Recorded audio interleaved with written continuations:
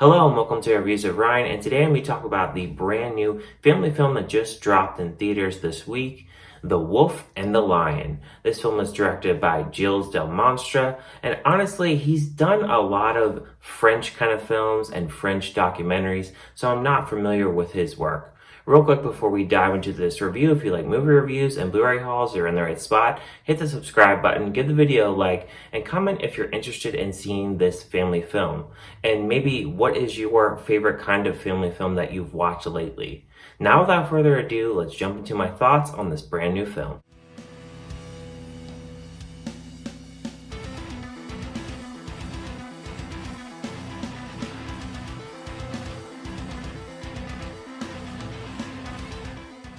A wolf pup and a lost lion cub are rescued by a girl in the heart of the Canadian wilderness. The film stars Molly Kuhns, Graham Greene, Charlie Carrick, and Derek Johns. So to give you a background on the story, the film starts off in Africa and you have these people poaching lions, and they end up killing this mother lion, and they take this baby cub and they're transporting this cub to a circus on this plane, and the plane ends up crashing in the wilderness, and this woman ends up discovering the lion cub, and meanwhile she just had family that had passed, and she's taken over her grandfather's house in this secluded forest, and she has this wolf that she's also taking care of, and this wolf also has a pub, and she is just taking care of both of these animals. And meanwhile, she's a pianist and she's trying to be a perfectionist in that. But it's weird because her father kind of wanted that goal for her and she didn't want it. So she ended up not taking that gig, and because she didn't take that gig, she's taking care of these animals. So starting off with the positives of this film, I really like the cinematography in this. There's some really good shots in this film. I really like that we get a good sense of the wilderness in this. We have a really good shots of the forest. There's some overhead shots of this forest. There's some mountain shots.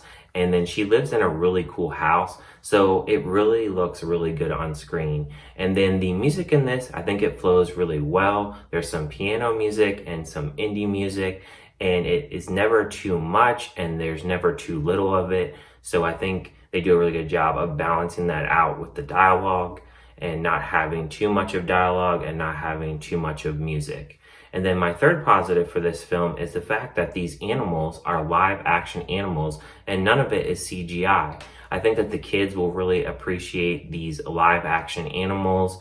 They look really cute on screen. This is a kids movie. It is rated PG. There is a couple S-bombs, but for the most part, it is a clean film. And I think that they'll really enjoy the cute animals on screen.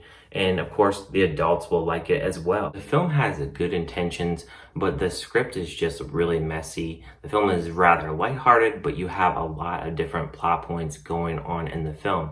You have this woman, she suffered a great loss. You have the animal's journey. You have these two guys that are looking to hunt this snow wolf that she is taking care of because it's an endangered species and they want to take it in, but they paint these guys as villains. And then you have this circus owner that wants to take this lion and perfect his circus, but he's also beating animals and mistreating them.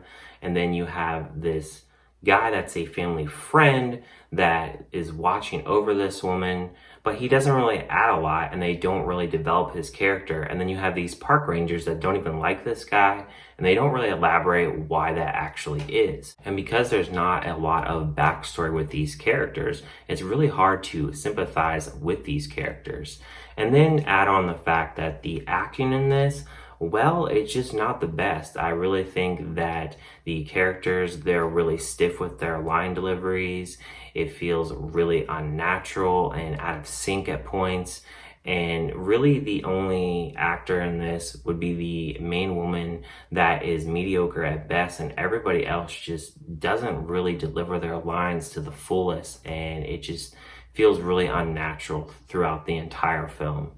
And because of all this and all the factors that I have discussed previously, I'm going to give this film a 2 out of 5. It's just not really an inspirational story to me. I really think that it falls flat because they're wasting a lot of time showing all these shots of the animals, and they're not really showing the journey between this woman and these animals.